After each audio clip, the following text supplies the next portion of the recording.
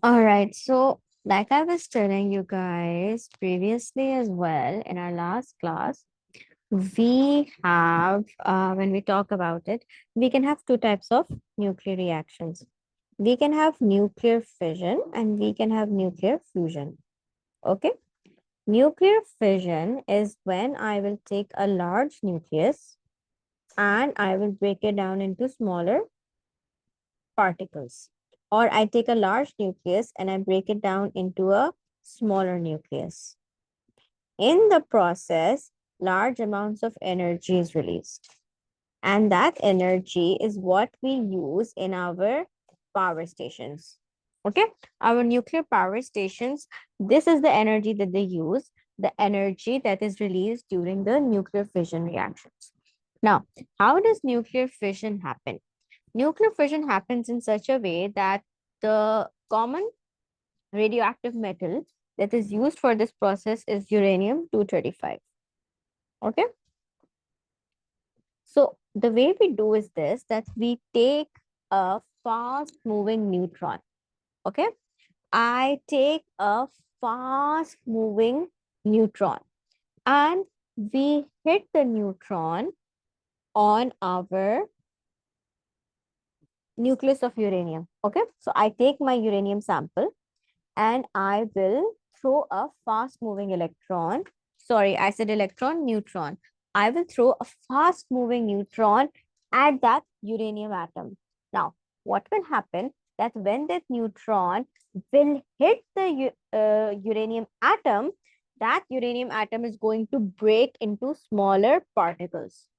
Okay, it will, first of all, it can break into a smaller particle. For example, it can break down into two smaller atoms. One is barium and one is krypton. You guys don't have to learn the equation, just need to understand the basic concept of it.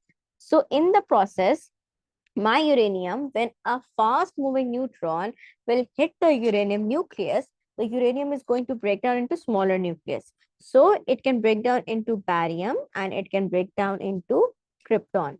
If you guys look, you can see from the mass number that uranium is much larger than both of them.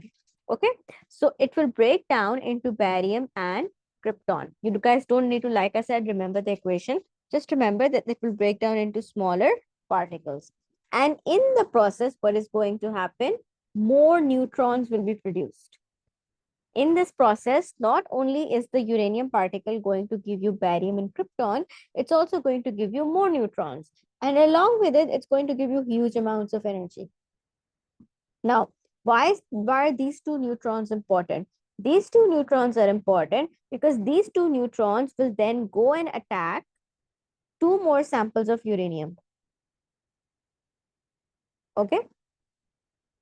So these samples of uranium will also break down. These samples of uranium will also break down, giving you barium plus krypton plus more neutrons. Okay. So again, from both of them, you will get two neutrons. From both of them, you will get two neutrons. Then these two neutrons can further attack two more uranium samples. Okay.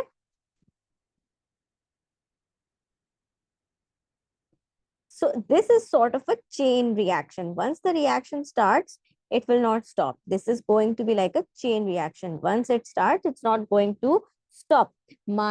So the neutrons, two neutrons were produced in the reaction. Those two neutrons will attack two further atoms of uranium. Then those atoms of uranium will also break down. They will break down into smaller nucleus and also release large amounts of energy. Then they will once again produce two neutrons, two neutrons. Those two neutrons will once again attack two pieces of uranium or two atoms of uranium. So now there are four atoms of uranium that are breaking down, right? Then again, they will break down, release large amounts of energy, produce more neutrons, and those neutrons will go and attack even more uranium atoms. So this is like a chain reaction. Once the process starts, it has started, right? And in the reaction, the large nucleus will break down to give you smaller nucleus, and it's also going to give you more neutrons and also produce large amounts of energy. those neutrons, right, then they will attack even more uranium atoms, and even more uranium atoms are going to start to break down, releasing large amounts of energy. This is the process that happens in our nuclear reactors. The nuclear reactors that produce energy that we use that commonly, this is how those nuclear reactors work. So this is the basic principle um, of your nuclear fission. And this is how your electrical energy that is made by nuclear power plants, this is how that energy is actually made. Now, along with nuclear fission, we have fusion. What is fusion? Fusion is basically when two nuclei join together to make a larger nuclei.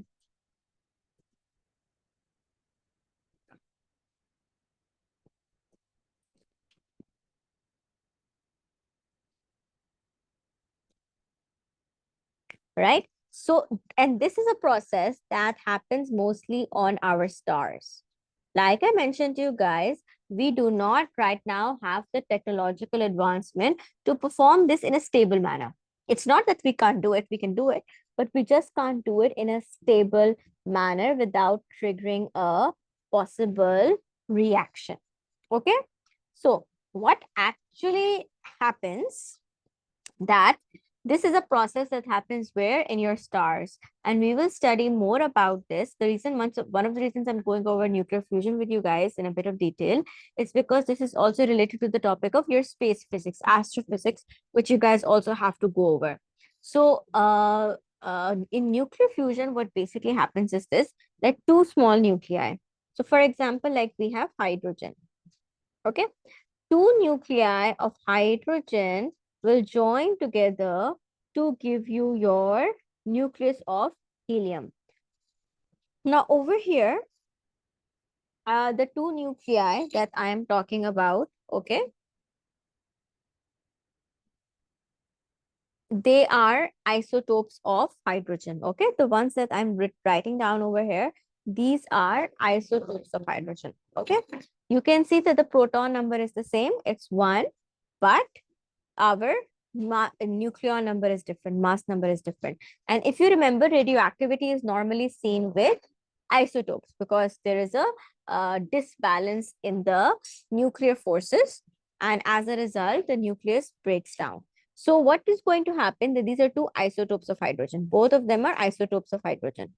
So they are hydrogen. Please keep that in mind. This is nothing different. They're hydrogen, they're just isotopes of hydrogen. So these two isotopes of hydrogen will join together to give you a nucleus of helium.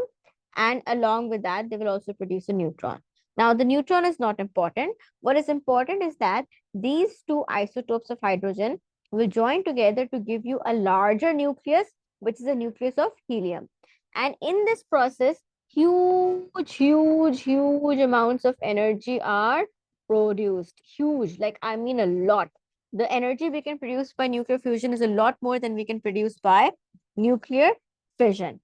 But for this process, for the process of nuclear fusion to happen, we need a really high temperature. Why do we need a really high temperature? Because the two nucleus are positively charged, right? You and I, we all know that a nucleus is made up of protons and neutrons, and the protons give a positive charge to the nucleus. So as a result, what is going to happen? Our nucleus is going to have a positive charge. So the two hydrogen nuclei, they will repel each other. So you need to provide a lot of energy to actually push them together and cause them to fuse. That is why this process occurs where? In the stars, in our sun, in the stars of our solar system. Because over there, the temperatures are so high that this process can happen very easily, right? By the way, you guys can ask me, then Miss, why is that not a problem in nuclear fission? It's not a problem in nuclear fission because my nucleus is uranium and the other particle is not a nucleus. The other particle is a neutron. A neutron has no charge, right? A neutron has no charge. So it will not experience any repulsion.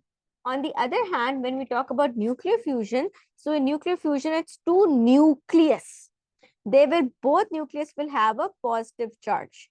So they're going to repel each other, which is why high amounts of energy is needed. And that high amount of energy, and that is needed, is present where? Inside our stars. That is why this process is what happens in our stars. So in our stars, what our star, our sun is doing right now is that the hydrogen isotopes are fusing with each other to make a larger isotope of helium. Okay. And this is, if you guys remember a little bit of your space physics, so this is the stable stage. Okay, right now our sun is in the stable phase. All right, now eventually, as we can expect, helium will run out. Okay, once helium will run out, please keep in mind that the process of nuclear fusion will technically not stop, right? Then once, sorry, I said helium will run out, hydrogen will run out. Once the hydrogen will run out, the process of nuclear fission will not stop, the process will continue.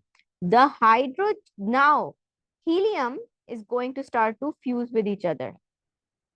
The helium will start to fuse with each other and make larger molecules, okay, or larger nucleus. So one thing I wanted to clarify, a fusion does nuclear fusion does not mean that just hydrogen are going to fuse.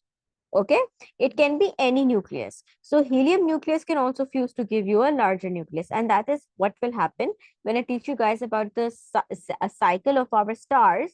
You guys will see that is exactly what happens. Once hydrogen will run out, it will shift on to helium. Once helium will shift out, it will run out, it will shift to another. Once the other one runs out, it will shift to something else until eventually it's completely burnt out and there is nothing left. Right? Is everybody with me so far? Everybody understands what is nuclear fission and nuclear fusion?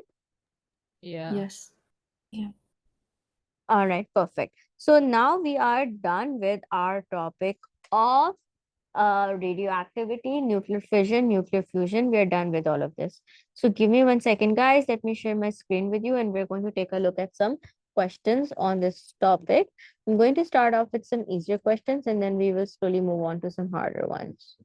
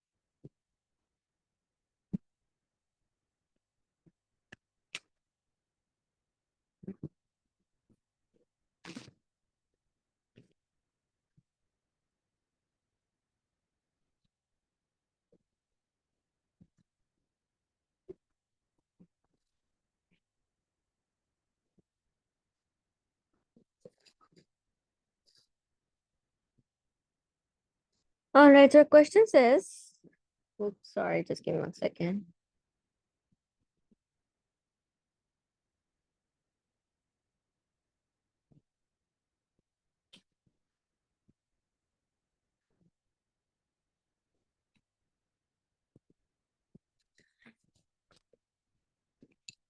Uranium-235 captures a neutron and undergoes nuclear fission in a chain reaction. Calculate X, the number of neutrons released by this fission reaction. How many neutrons are going to be released by this fission reaction? That is what you guys, excuse me, have to figure out. So, how do we figure out how many neutrons are going to be released by this fission reaction? We are going to, okay, before I tell you guys, does anybody have any idea? Would anybody like to suggest something? Like, if what do you guys think we should do over here?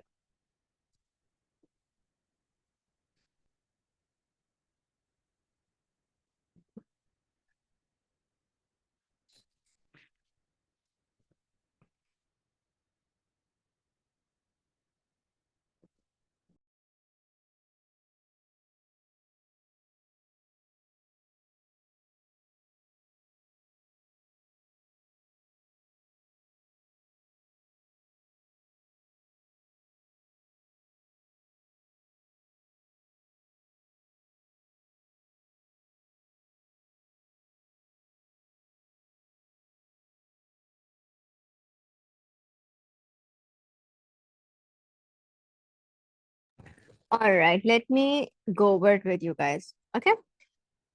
You guys should realize that the mass number on the left hand side and the mass number on the right hand side should match. Sort of like balancing in chemistry. An equation is an equation. Please keep that in mind. Okay. It needs to always be balanced. In chemistry, we balance the mole ratios. In physics, we are balancing the proton and the nucleon number. So over here, let's see. On the left hand side, we have 235 plus 1 gives us 236. So we should also get 236 on the right hand side.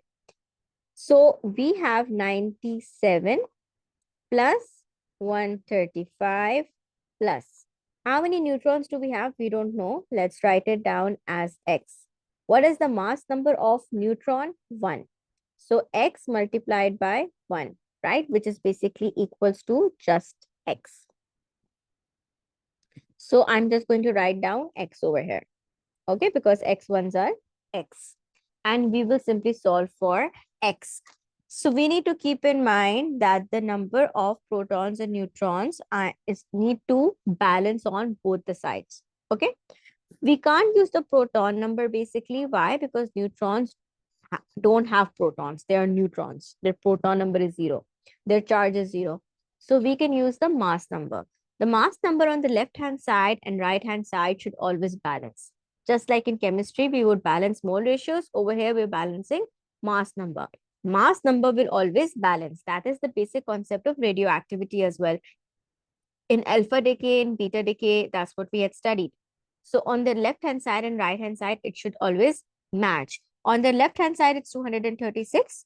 On the left-hand side, it will be 97 plus 135 plus x multiplied by 1, right?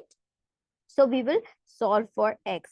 So 236 minus 97 minus 135, you get your final answer as 4. So in this particular reaction, 4 neutrons are going to be produced. Is this making sense for everyone? Is this clear? Hajra, Virat, Shreya? Yes. Yeah. Yeah. Virat, making sense? Yeah. Okay. Okay. Now, next they're saying to you, describe what is meant by a chain reaction. And this is for 3 marks. Who would like to answer this?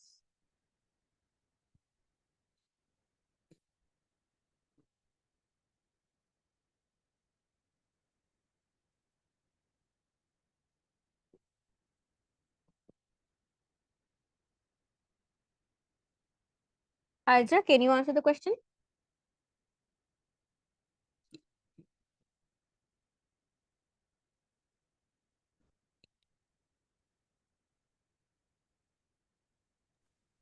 Um,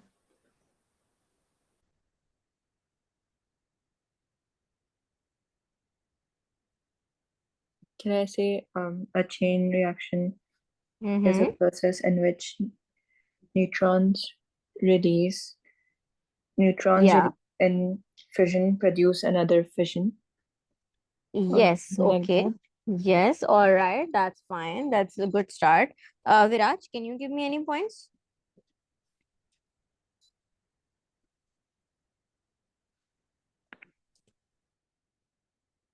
So I think a chain reaction is like when two reactants react, right? Mm-hmm. The neutrons release Yeah. the in the fission, yeah, they Mm-hmm. release additional reactions. Okay. Yes. All right. Good. Shreya, do you have anything to add? Yeah, the neutrons can be like captured by that Yes. uranium Yes. nuclide to sustain the chain reaction. Yes, that is correct. Good. Good. Okay, perfect. So how are we going to answer this? Now let's put everything you guys said, let's put it together in one answer, right? So we are going to say over here that in a chain reaction, what happens? One reaction leads to another.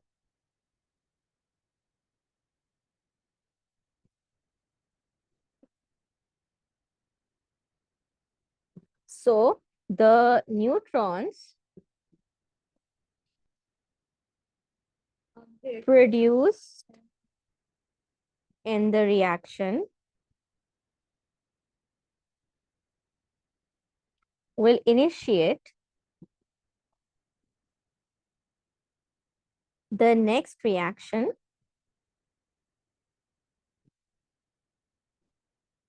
And I like the terms that Shreya used, that the neutrons are going to be, you can say it that way, that's a good way of saying it. Neutrons will be captured by the uranium atoms, okay? Or the neutrons will fuse with the uranium atoms. So the neutron produced in the reaction will initiate the next reaction. And the neutrons will be captured by the nuclei, by the uranium for a sustained reaction. What does a sustained reaction means? That it's a continuous reaction. If you guys want, you guys can say continuous instead, for a continuous reaction. Okay, so that is going to be your chain reaction. Well done. Okay, now next one. Next one is saying iodine 129 is an isotope found in the radioactive waste from nuclear power stations.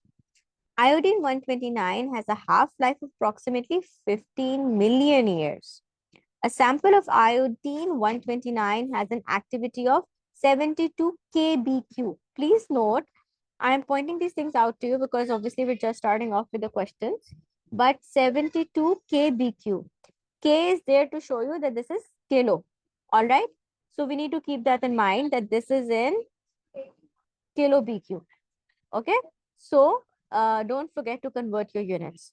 Show that the time required for the sample to have an activity less than 5 kilo BQ is approximately 60 million years. So for activity to get from 72 kilo BQ to 5 kilo BQ, it will take approximately 60 million years. That's what we have to show. Okay. So how are we going to go over this question? Do you guys want me to go over it with you or will you like to attempt it yourself?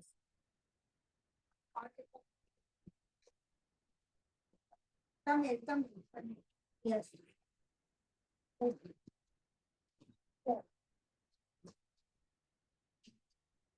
Viraj, Hajar, share. Do you guys want me to go over the question with you or would you like to attempt it yourself? Can you go over it? Definitely. Okay, I'll go over it. If there's someone who wants to attempt it themselves, then they can just mute me and solve the question. Okay, so iodine 129 has a half-life of approximately 15 million years. Okay, so what we are going to do is that our starting activity is 72. So let's do one thing. What we're going to do is that we are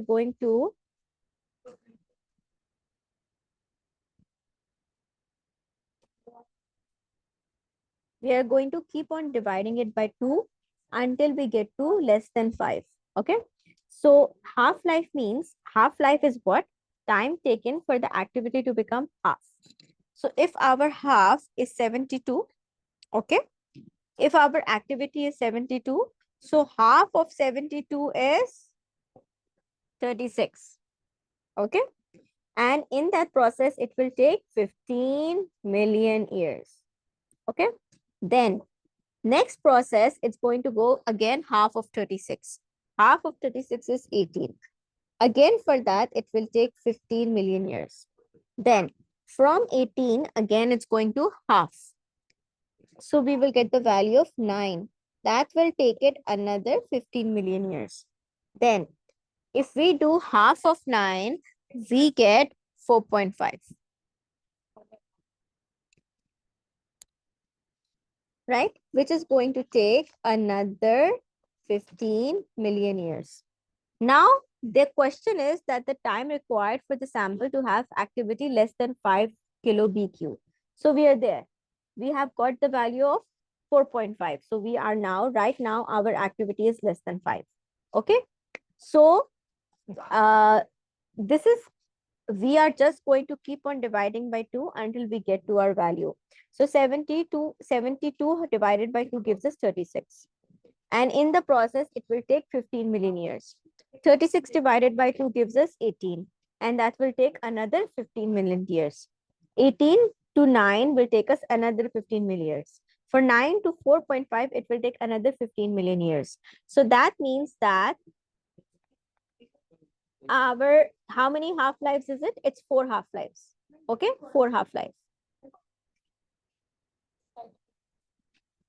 How many half-life? 4 half-life. 1, 2, 3, 4. 1 half-life is 15 million. How many half-lives will it take for it to get from 72 to 4.5? It will take 4 half-lives. 15 multiplied by 4 gives us 60 million years. Is that making sense to everyone? Does anybody have any questions? Any part that's not clear? No. Virat, Shreya, No. any part that's... No. All right, perfect. Okay. Now, after this, they are saying some radioactive waste from nuclear power stations has a very long half-life. Discuss precautions that must be taken when disposing of this radioactive waste.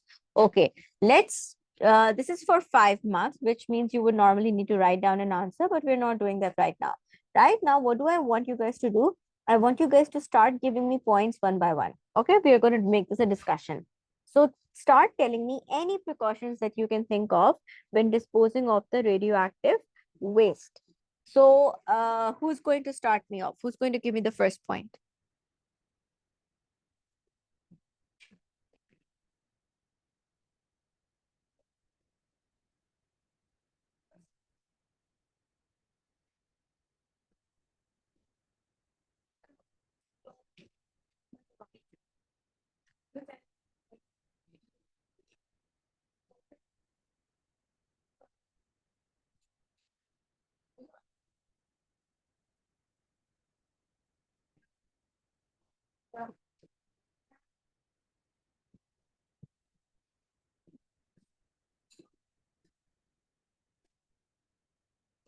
Viraj, can you start me off, please? Give me an my first point over here that I should list.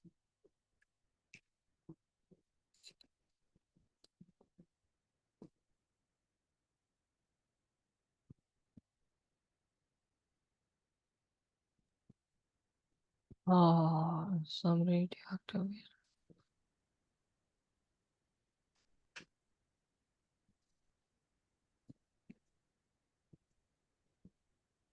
Okay.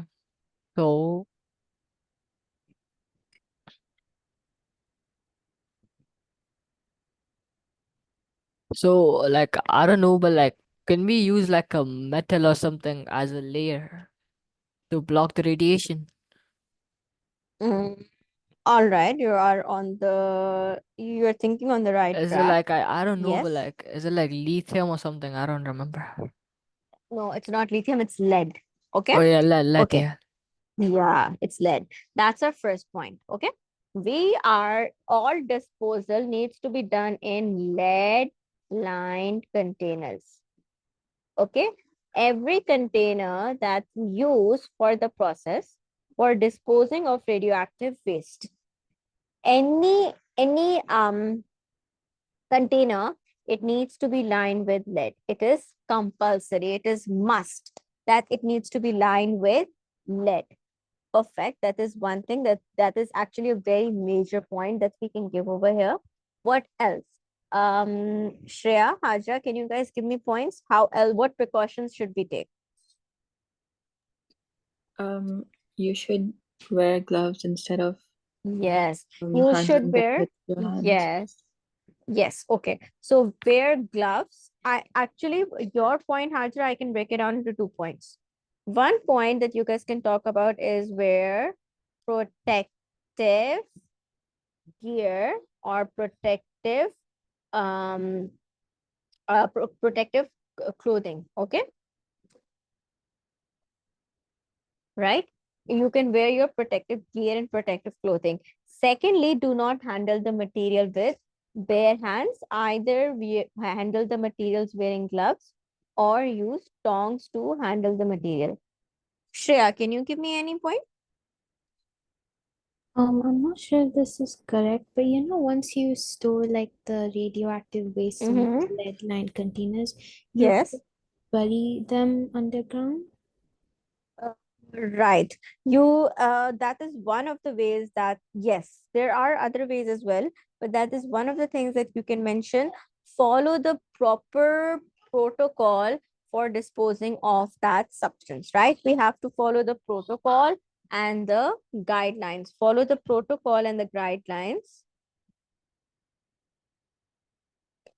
Shreya's right. That is generally what we do. We bury it underground. She's correct. But for different levels of radioactivity, there are different protocols. Okay. So we have to follow the protocol and the guidelines for the waste disposal. What else can we say? We can also say that all hazardous materials, all radioactive materials must be clearly labeled. Okay. They must be disposed far away from residential areas. You do not dispose them anywhere close to residential areas or any rivers or any, any jungle. Like it has to be really, really far away from living organisms, not near residential areas, rivers, any ponds, lakes. We have to make sure that our radioactive materials are as far away from any such area. Okay. Then along with that, it should only be radioactive material should only be handled by trained personnel. Okay. It should not be handled by every other person.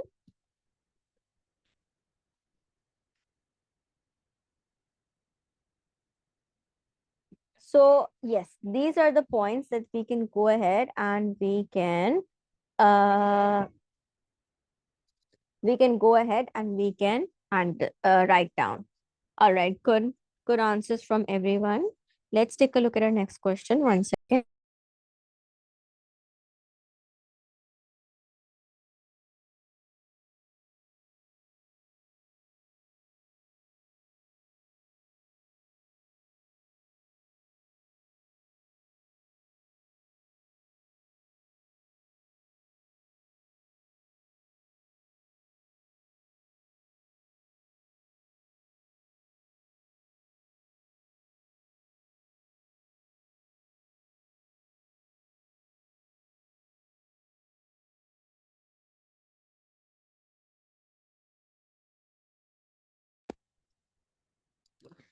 All right. So our next question says a teacher uses a radioactive source containing atoms of the isotope radium 226. Give a safety precaution that would reduce the teacher's exposure to radiation when working with radioactive source. Hajra, can you give me a precaution?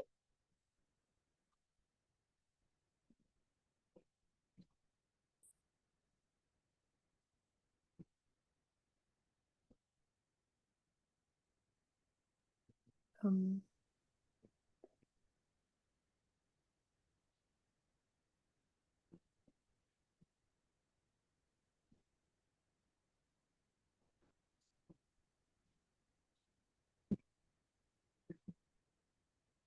can I say the same thing that I said for the last question? Yeah, definitely. You can say the same thing. Wear protective clothing, handle it with gloves, handle it with tongs. Keep it in a lead lined container. Avoid touching it with bare hands. Any of these would be fine. All right, they're saying radium 226 can be represented using the symbol. How many neutrons are in the nucleus of an atom of radium 226? This is really easy.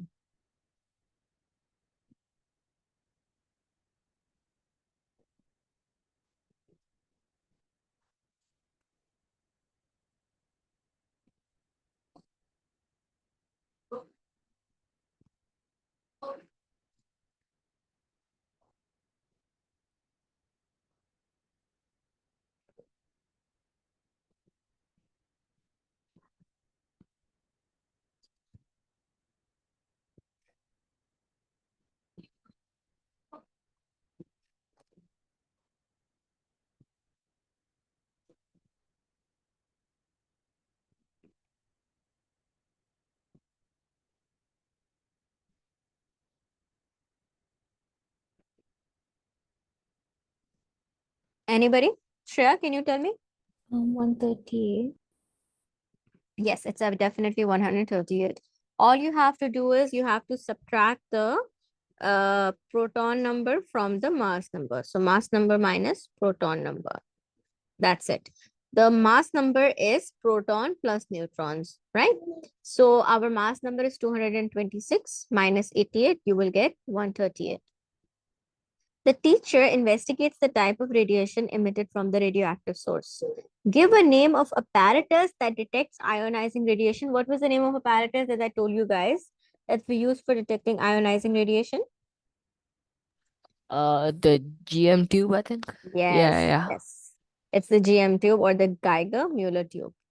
The teacher finds that the radiation emitted from the radioactive source is not detected when the detector is more than 5 centimeters away from the source. State the type of radiation emitted by the radioactive source. What do you think? It's if you keep the detector more than 5 centimeters away, the teacher cannot detect it. What type of radiation must be coming from the radioactive source? Hajra?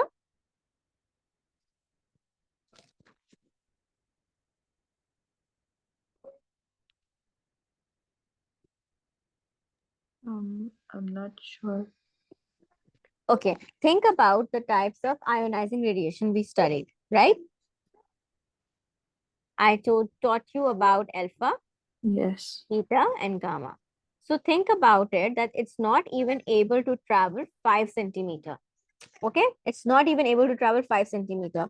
So that means it has a very short range. So can you remember which particle had a very short range that it could not even travel far distances? Alpha radiation. Yes, so this is probably alpha radiation. Okay, let's take a look at the next part.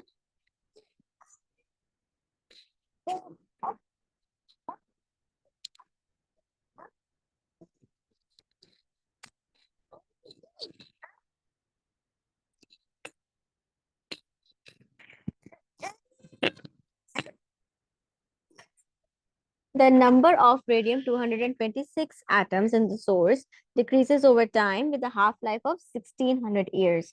State what is meant by the term half-life. Viraj, how would we define half-life?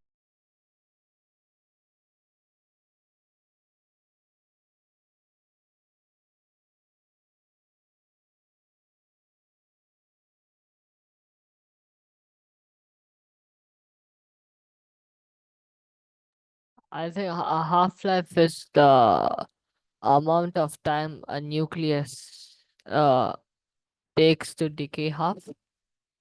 Like Yeah, yeah, like yeah. I don't Okay. yeah. Okay, all right. Shreya, Hajra, does anybody want to add to it?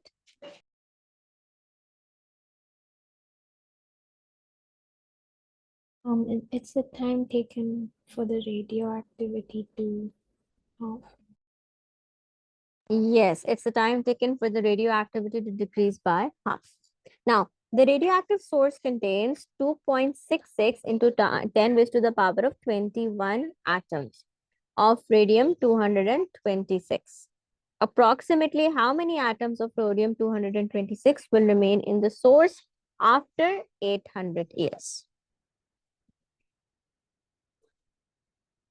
Try this question yourself, but if there's any question or if you guys have any confusion, let me know.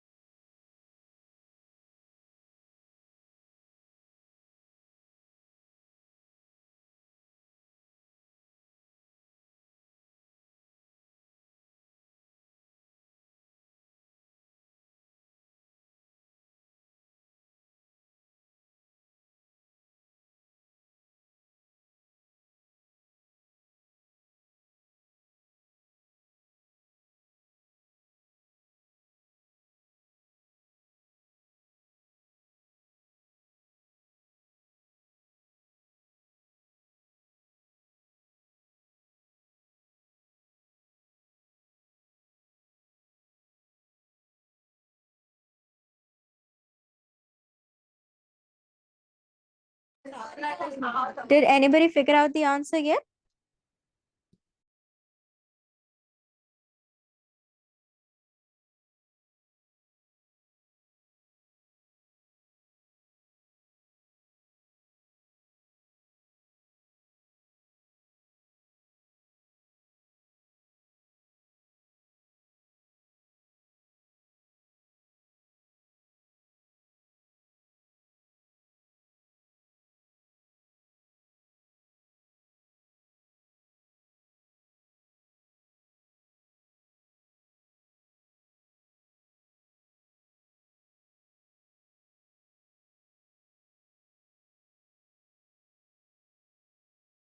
Okay, do you guys want me to go over it with you?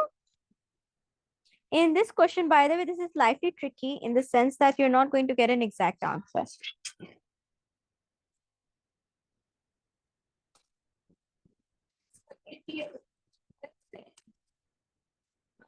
All right, now let's go with this together. at the start, we have 2.66 into 10 raised to the power of 21 atoms. Okay. Now, what is the half-life?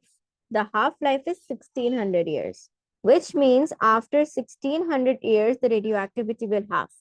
So 2.66 into 10 is to the power of 21 divided by 2. When we divide by 2, we get 1.33 into 10 raised to the power of 21. Does everybody follow me so far? Everybody agrees with me so far that this is how it should be? Yeah. Okay. Now, they're asking us what will be the radioactive count after 800 years. 800 years is like somewhere in the middle. Okay. 800 years is like somewhere in the middle. It's not complete 1600 years. It is somewhere in the middle. Okay. So now, to be very honest, you and I can never predict. Okay. We can never predict exactly we can never predict exactly how much radioactivity will be present at a certain time. We can predict for half-life, but other than half-life, we cannot predict, not at least in our IGCSE level. In A levels, yes, we will study a few equations that will help us figure out what is the radioactivity at any given time. But at our level, IGCSE, you and I don't know. Okay. So all I can tell you guys over here is that at 800 years, our count should be less than 2.66, but it should be more than 1.33. Why should it be less? Because obviously radioactive decay would have started. But why is it more? Because the half-life is not yet complete. The 1600 years for the half-life are not yet complete, right? Because only 800 years have passed. So that means our value has to be somewhere between 2.66 and 1.33. So if you look at the options, which option meets this criteria? That it is between 2.66 and between 1.33.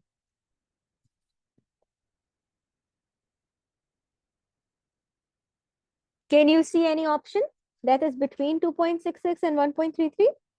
Will it be C? Yes, it's going to be option C. Okay, option C is 1.88. So that is the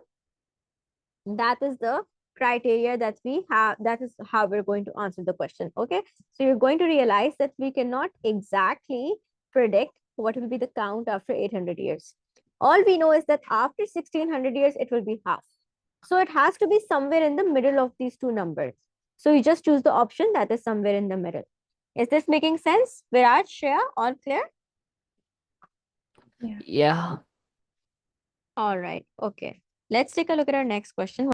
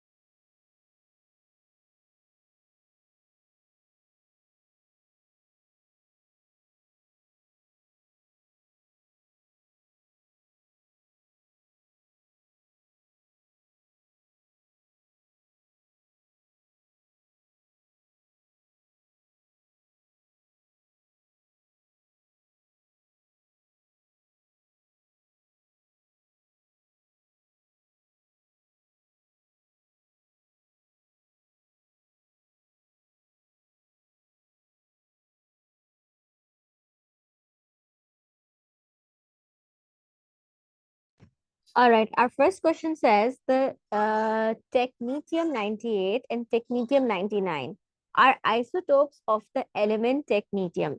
What is the difference between the nuclei of technetium 98 and technetium 99? Shreya, can you tell me what would be the difference between technetium 98 and technetium 99? Considering that they're isotopes?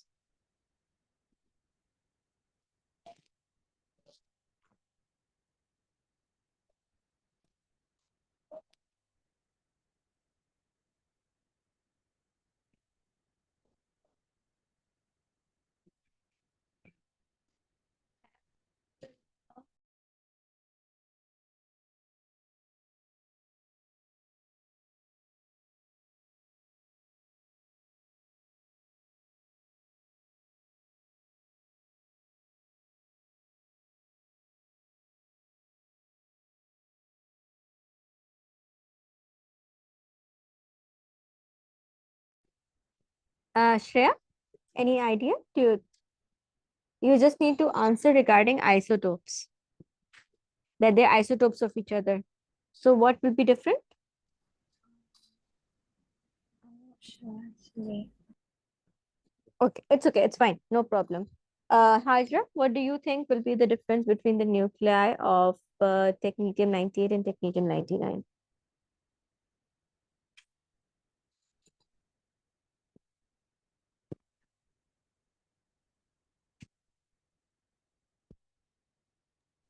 I'm not sure. Okay, all right. Let me tell you guys. They are isotopes of each other. Does anybody here know what are isotopes? They have the same number of protons but different number of neutrons. Yes, the exact same definition that you've studied in chemistry, right? They have the same number of protons, but different number of neutrons. So what is going to be different in their nuclei? Number of neutrons. That's what going to be different. Okay. Technetium 98 and technetium 99 are going to have different number of neutrons. And I am guessing that this is 98 and this is 99. So technetium 99 will have one more neutron. That's what I think. It will have one more neutron. There will be one more neutron in technetium 99. Okay, so that's what your answer is going to be. You just have to remember your definition of isotopes, that isotopes have the same number of protons for different number of neutrons. So they will have different neutrons. And since it has one number greater, so it will probably have one more neutron. Making sense now? Ajra, Shreya, making sense? Yes. Yeah. All right. Next, they're saying technetium 99 is formed when the element molybdenum decays. Complete the nuclear equation for the decay of molybdenum into technetium 99. Okay. Who wants to tell me? First of all, what should I write down as the proton number for beta particle? -1. -1. So what should be the proton number for technetium? 43. 43. We basically have to remember that the proton number on the left hand side and proton number on the right hand side have to match. Okay. On the left hand side, it's 42. On the left hand side, let's say this is x. So we write down x minus 1, right? Because beta particle is -1. So we get, sorry, it will be x plus -1. Okay. X plus -1. We add x plus -1. So we get 42 is equals to x minus 1. So 42 plus 1 is equals to x. So x will be 43. All right. We simply have to remember that left hand side and right side have to match, which is exactly the same thing I taught you guys in the first question. The left hand side and right hand side have to match. So from the left hand side, we have 42. The right hand side also has to match. So x plus -1, and we solve for x. Making sense? Everybody is clear on this? Yeah. All right. Now, our next question is for 5 marks. Okay. we are going to discuss this question with you guys. I'm going to discuss the question with you, and then I want you guys to take this as homework and write down a proper answer and send it to me. Okay. Describe an experiment that a scientist could use to demonstrate that the emission from technetium-99 is gamma radiation. So we have to explain, we have to give an experiment that will show that the technetium-99 is producing gamma radiation. So how can I show? How can I show? How can I demonstrate? How can I prove that technetium-99 is producing gamma radiation? Any idea? Think about the properties of alpha beta particles.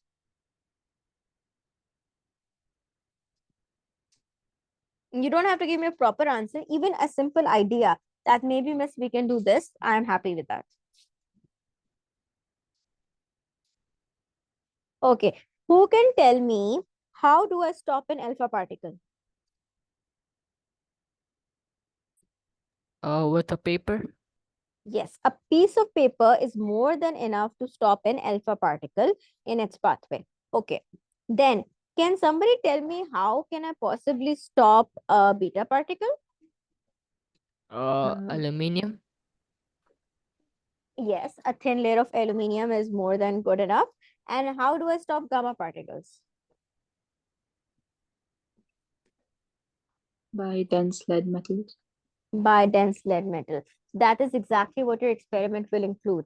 You are going to place the radioactive in front of the radioactive sample. You will place a piece of paper, and behind the piece of paper, you will place your radioactive counter. Okay.